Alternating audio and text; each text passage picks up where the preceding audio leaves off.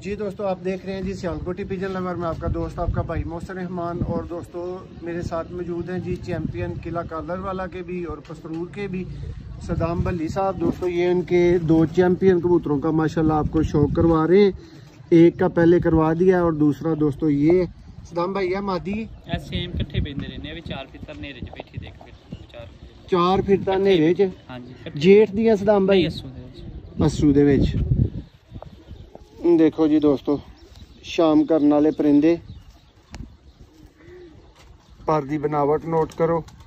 देखो बाहरले पर दोस्तों तुहानू सैपरेट करके दिखाए जा रहे हैं। टेल देखो जरा।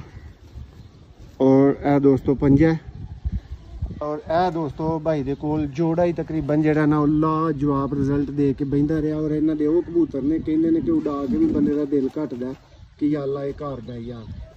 बहुत शुक्रिया।